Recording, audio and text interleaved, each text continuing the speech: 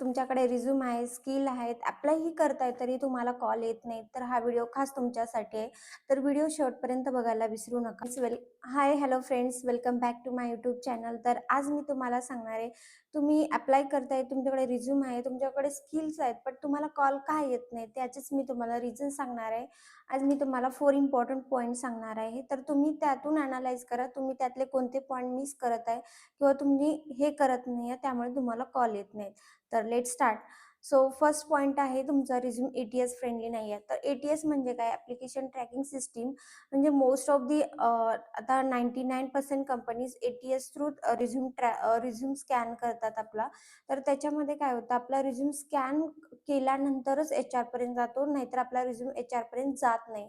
तर रिझ्यूम का स्कॅन होत नाही? प्रॉपर तर आपले कीवर्ड्स प्रॉपर यूज नाही केले आपण, किंवा काही स्पेलिंग्स मिस्टेक्स आहेत, किंवा काही डिझाईन ॲड केले, किंवा कलर्स वगैरे ॲड केले रिझ्यूममध्ये, तर तो रिझ्यूम स्कॅन होत नाही. सो तुमचा रिझ्यूम प्रॉपर बनवा, ठेवा, ज्याच्यामध्ये तुम्ही स्पेसिफिक कीवर्ड्स यूज केले आहेत, तुम्ही तुमचे एज्युकेशन डिटेल्स प्रॉपर ॲड केले आहेत, किंवा तुम्ही तुमचं job description, roles and responsibilities ह्या प्रॉपर ॲड केलेत, तोच रिझ्यूम तुम्ही यूज करा. तर फर्स्ट पॉईंट तो आहे. सेकंड इम्पॉर्टंट पॉईंट आहे की तुमचा रिझ्यूम हा जेनेरिक रिझ्यूम आहे. तर जेनेरिक रिझ्यूम म्हणजे काय? तुम्ही सगळ्या जॉब अप्लायसाठी एकच रिझ्यूम वापरते, तर तसं करू नका. तुमचे रिझ्यूम प्रॉपरली चेंज करा. जसं तुमच्या कंपनी वाईज जॉब डिस्क्रिप्शन वेगळं असतं, तर रिझ्यूमही चेंज करा. मोस्ट ऑफ दी रिझ्यूम कसे स्कॅन होतात, तर ते बेस्ड ऑन जॉब डिस्क्रिप्शन आणि तुमचे रोल्स रिस्पॉन्सिबिलिटी ह्या मॅच झाल्या तर तो रिझ्यूम पुढे जातो. So according to job description तुमचे रिझ्यूम चेंज करा. जर 30 to 40% कीवर्ड्स हे तुमच्या रिझ्यूममध्ये असले पाहिजे, तरच तुमचा रिझ्यूम स्कॅन होतो आणि पुढे जातो. So according to job description तुमचा रिझ्यूम चेंज करत राहा. अँड आय अंडरस्टँड की सगळं जॉब डिस्क्रिप्शन आणि तुमच्या रोल्स रिस्पॉन्सिबिलिटी मॅच नाही होणार.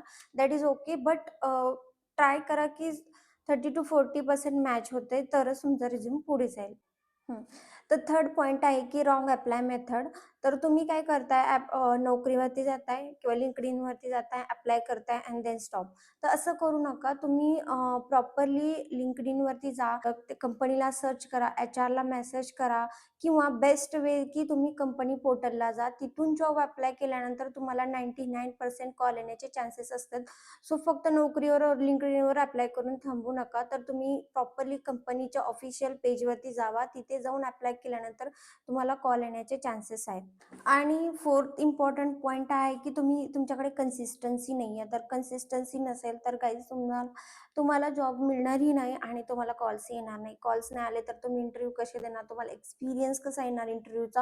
सो प्लीज डेली म्हणजे डेली दिवसातून 3 वेळा तर नोकरी अप्लाय करत जा, जेणेकरून तुमचा रिझ्यूम हा वरती येईल आणि स्कॅन होईल. सो डेली अप्लाय करा, वीकली ट्वाईस और आठवड्यातून एकदा संडेलाच अप्लाय करा. असं करू नका. इवन तो संडे असला तरी अप्लाय करा. संडेलाही कॉल्स येतात कधी कधी, आणि प्रिपेअर करत राहा. आणि कॉल येत नाही म्हणजे असं नाही की तुम्ही स्टडी करू नका. स्टडी करत राहा. एक ना एक दिवस कॉल येणार आहे, आणि कॉल आल्यानंतर तुम्हाला तुमचे प्रिपरेशन गरजेचं आहे. सो प्रिपेअर करत राहा आणि कन्सिस्टन्सी ठेवा. That's it. तर हा व्हिडिओ आवडली असेल तर please like, share and subscribe. आणि जे लोक IT जॉब्ससाठी स्ट्रगल करत आहे किंवा ज्यांना प्रॉपर वे माहिती नाही आहे, तर प्लीज त्यांना हा व्हिडिओ शेअर करा. कारण तुमच्या एका शेअरमुळे कोणाला तरी हेल्प होणार आहे. So please do it, and thank you for watching. Okay, bye.